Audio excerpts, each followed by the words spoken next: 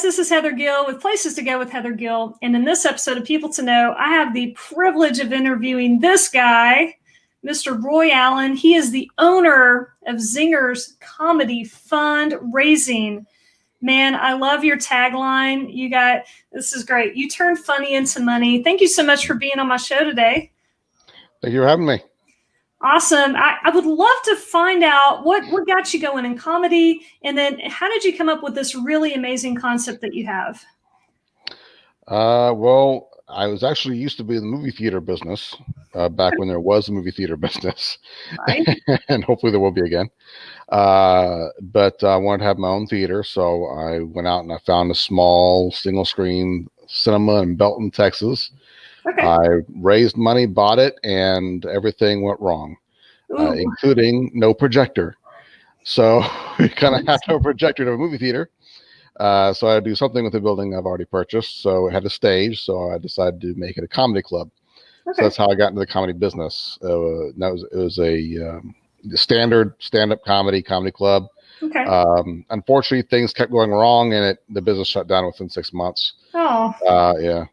Learned a lot of lessons, lost a lot of money. But afterwards, after a while of not being able to find work, I was like, well, I guess I just better do it myself like I was going to do before. And I always loved Whose Line Is It Anyway on TV, and I've always loved making people laugh. Even movie theater business, I was always stay on the back during comedy movies to hear people laughing is something I love to do. So I was like, all right, let's do that. So on almost no money, I started ZingerZ Comedy Club, which is a comedy troupe. And the last business, I lost at least $500,000 that I put into it. And that lasted me 6 months. And this one, I think I put maybe $1,000 into it total at the beginning. Okay. If that. And now here I'm going on for 6 years. So awesome. It worked out. Wow. So that's like the ultimate turnaround story, right? You jump into a business and it doesn't quite go right. You put money into it and it just dies. But like a phoenix rising from the ashes, you get something even better. I love it. Yeah. And it showed me they don't actually have to put tons of money into business to get it going either. So. Right. Lord knows if I needed a lot of money to get started with what I'm doing, I no way. It wouldn't have happened. So I totally feel that. So that was one of the lessons I learned. Right. No, absolutely. Goodness. So you've been doing ZingerZ, you said, for about 6 years. You mentioned you've got a comedy troupe. I know we're like all COVID conscious right now and not doing a lot of stuff together, like in big groups like we were, but like the comedy troupes that you have and that you work with, what areas are y'all in and kind of what does that look like right now? Well, we have a comedy troupe based in the 6 years that we've been in business. We've been based in the DFW area with the comedy troupe. We were a comedy club, doing weekly shows every week. And our shows are improv comedy, like Whose Line Is It Anyway, and they're family friendly. So that makes us unique because we're no vulgar language, no alcohol, no lewd material. It's all clean, clean, family friendly fun. And we were doing that for a while. About a year ago, we decided to add fundraising to it and started doing comedy night fundraisers. Okay.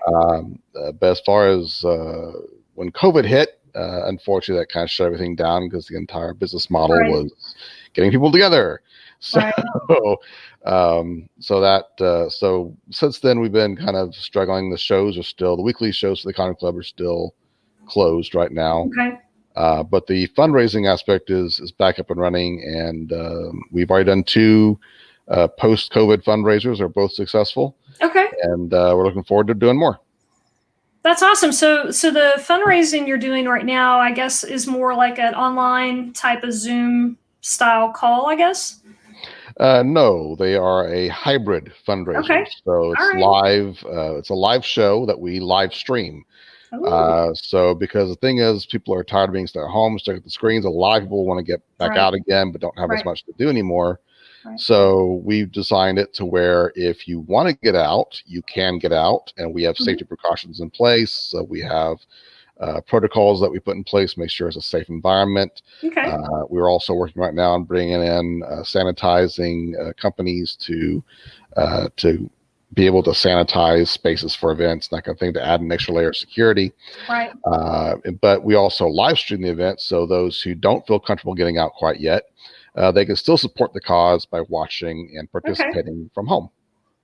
That's clever. I've got to say that just with everything that has happened over the past, I don't know, 10 to 12 months with COVID, you know, we've all had to become more nimble and spry on our feet and think through how can we adjust and pivot. I think that's brilliant that that you guys were able to kind of do that hybrid model. So you still had that in-person experience to a degree, and then you were able to syndicate that out.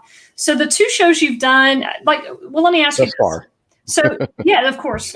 So far, as of the recording, of course, you're going to have a lot. I have no doubt at all. Like, what's your target market for your particular show? I would assume kind of family stuff, maybe churches and things. But like, tell us a little bit more about that.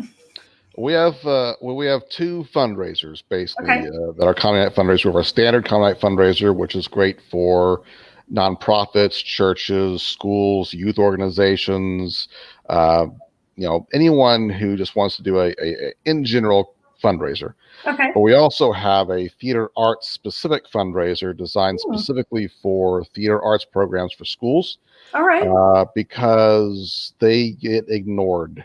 All the fundraising goes to band, football, sports, choir, orchestra, and theater gets ignored. So we decided that we're going to not ignore them, and we've created a specific fundraiser where we actually have the theater students on stage with us in the show, and we either perform along with them or we battle them in an improv battle. We go head to head. That's fun. The audience decides the winner. So it's a really fun program. But yeah, we can fundraise. We pretty much fundraise for any organization. The only thing we tend to shy away from are politically motivated causes. We do not like to fundraise. We like to stay out of that out of that area. Although the comedy would be rich in those spaces, I totally get it. Yeah, they would, but it's too divisive. Yeah. We try to avoid, even in our comedy shows, we try to avoid politics and religion as much as possible. So doing a politic show, even when we do shows for churches and that kind of thing, it's not heavy on religion. It's just a clean, fun, family friendly show. Right. No, I love that. And I feel like there's such a need in the comedic space for that. I mean, you know, we have kids, and we've looked for comedians that we can listen to in the car on road trips, and there are a handful that are pretty good, and we've listened to and enjoy quite a bit. But man, I mean, too bad I can't just flip on the TV and put on some clean comedy for us to watch at night, because it doesn't exist. No, it doesn't. Even the primetime shows that are like sitcoms, you know, they like to push the envelope, so it's not necessarily stuff I want to see my kid, you know, watch. Don't necessarily want my kids watching. Well, another great thing is that our shows are very interactive. Okay. So not only are you coming to the show, you can actually be part of the show. So you can see not only can you have your kids enjoy the show, they can be in the show. They can join us on stage and be in the show. You can laugh at your friends and your kids and parents and everyone who are participating in the show. So it's a very interactive and entertaining experience. I love that. So I can't wait until you open back up fully, because I think that'll be one thing I do take my family to once that gets back going. I love it. I think that's a great niche. Very awesome niche. Let me move into our bonus question, because we're sitting here talking about comedy and comedians. Who are your favorite 3 comedians? Do you have any inspirations? John Candy is my utmost favorite. He's always been my favorite. That's why I look like him. Modeling after the man, right? Not on purpose, but it got there. COVID helped. All right. COVID helped me get me there. Believe it or not, they're all big guys too. That's the funny part. I also like John Panette. I always thought he was always really funny. And Rodney Dangerfield was another classic that I used to actually impersonate him when I was younger. I can't really do it anymore, but when I was younger, I could impersonate him pretty good. Okay. So, but not anymore. But yeah, those 3 who are all big guys. So I guess Right. maybe it was subconsciously on purpose that I became big. I don't know, but you know, we'll see. Those are all three really great comedians. And yeah, Rodney Dangerfield, man, I was flipping on Netflix the other night and caught an older show from like the 80s, and he was in it. And I'm like, man, I haven't even heard about this guy in forever. And I forgot how funny he is. It's really quite comical. His facial expressions. Yeah. All my favorites are also deceased, so I hope that doesn't say anything either. But don't follow in their footsteps too close. Exactly. Yeah, I don't want to do that. So. Right. No, I love it. That's great, man. And I'll have to dust off some of those old things again and take a look at those guys because they were great. John Candy, we got a couple of his movies. We need to watch them again. Yeah, he's my utmost favorite, even in acting. So all around. So. Right. Let me throw your information on the screen so people can talk with you and book you for their fundraising. So you can check out their website at www.familycomedyfundraisers.com. You can also reach him. Is this like your cell number or business number? Business number, yeah. Okay. His business number is 817-609-1715. Or you can just send him an email at laugh@ZingerZComedyClub.com. Before we wrap this up today, do you have any words of wisdom that you'd like to leave the audience? Well, laughter is important. Obviously, that's going to be what I tell you. I'd be pretty bad comedian if I didn't say that. So, laughter is important, and not just in your daily lives, but in your business lives and pretty much anything. Laughter is the best medicine. It really does help you stay healthier.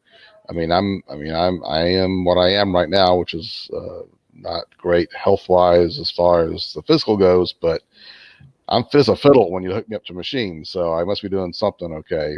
Because I try to laugh a lot, so that helps. But you're making business fun, making whatever you're doing, make it fun, and you'll enjoy it a lot more. It'll lift up your spirits a lot more, and so no matter what it is, laugh about it. And if you're angry, laugh about it. You'll get over it a lot faster. I mean, it's just, it heals all and makes everything better. Amen to that. I'm all about the laughter. I love a good laugh. So definitely. Well, very good. Well, I'm going to put your information back up on the screen. Thank you so much for your time. I really appreciate it. I've got places to go and more people to meet. All right. So until next time, we'll talk to you later. Laugh on. Laugh on. I love it.